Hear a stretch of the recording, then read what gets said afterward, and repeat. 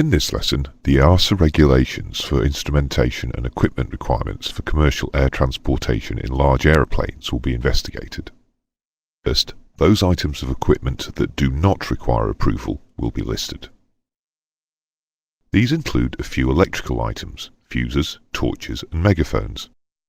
If fuses are used on the aircraft, spares of each rating of fuse must be kept at a minimum of 10% or 3, whichever is the greater number.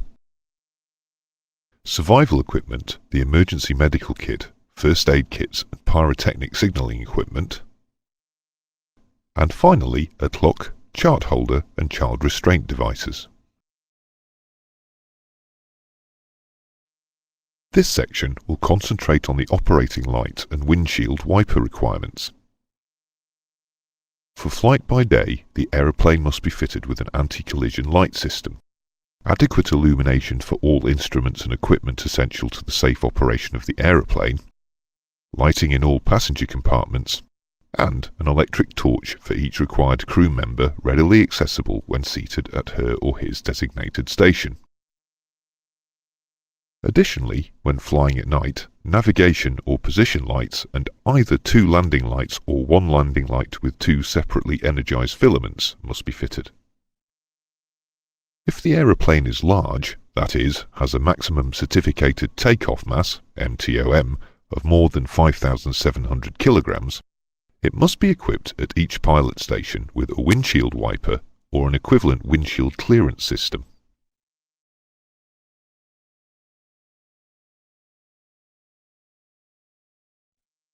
The next topic is the instrumentation and equipment that is required for various types of flight, VFR by day and night, and IFR. The first pilot station must be equipped with a magnetic compass, an accurate clock, and a means of displaying the outside air temperature in degrees Celsius.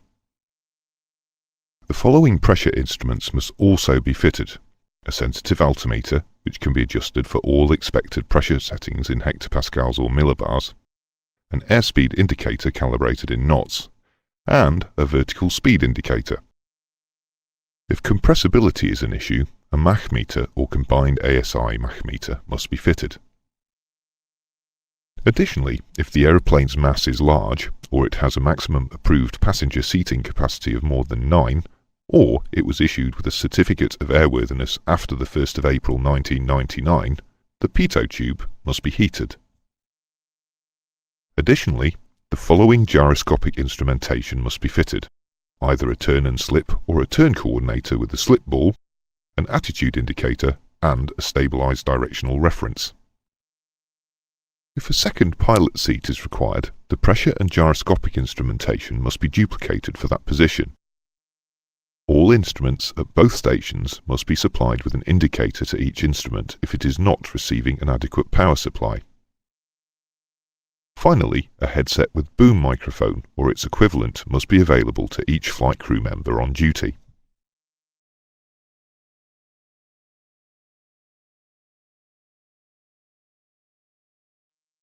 For IFR flight or VFR at night, additional and more closely specified instrumentation and equipment is needed. For example, not only is an additional sensitive altimeter required, but also the pointer display must include at least a counter drum, that is, a numerical presentation of altitude. The pitot heater system must be fitted to all aircraft, but a pitot heater failure warning need only be fitted to those aeroplanes whose mass exceeds 5,700 kilograms, or have a maximum approved passenger seating capacity exceeding 9, or were issued with certificates of airworthiness after the 1st of April 1998. Additionally, each aeroplane must be fitted with 2 independent static pressure systems, except propeller-driven aeroplanes whose mass does not exceed 5,700 kilograms. Then, 1 static pressure system with 1 alternate source of static pressure is acceptable. An independent standby attitude indicator with its own 30-minute emergency power supply must be fitted, illuminated and visible from each pilot's seat. If the aeroplane is to be operated single pilot, it must be equipped with an autopilot with at least an altitude hold and heading mode. The next three safety systems concern large aeroplanes. Remember that is those aeroplanes with maximum takeoff masses exceeding 5,700 kilograms, or small aeroplanes that have approved passenger seating capacities in excess of 9. The exception is in the case of the third system, the Airborne Collision Alert and Avoidance System, where the small aeroplane requires an approved passenger seating capacity in excess of 19.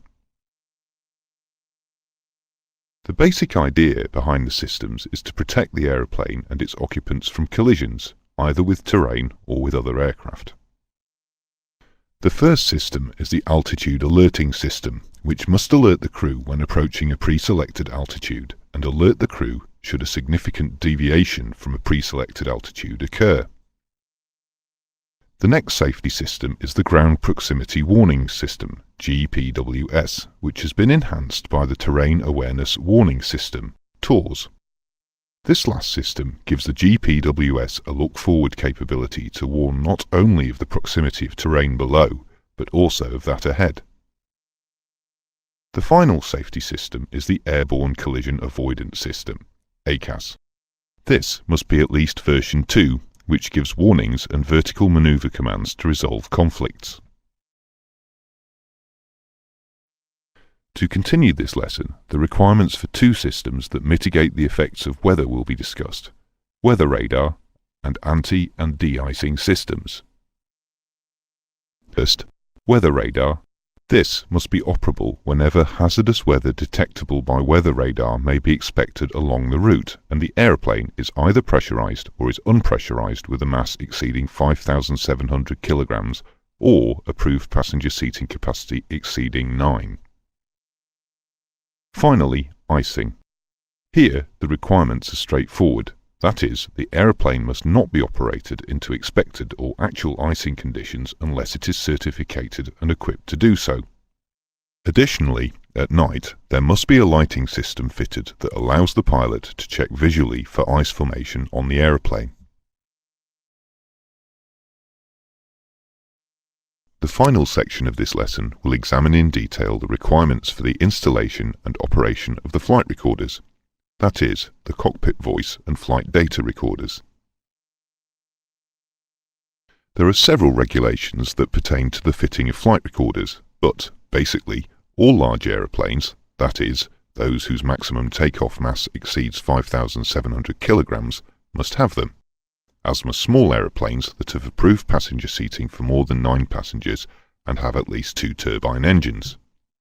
The major differences between the rules concern the breadth of the data they must collect. On large aeroplanes, the cockpit voice recorder, CVR, must record at least the last 2 hours and the flight data recorder, FDR, the last 25 hours. On small aeroplanes, the CVR need collect only the last 30 minutes and the FDR 10 hours. In all cases, the equipment should automatically start to record before the aircraft moves under its own power and should cease recording when the aircraft stops, for whatever reason.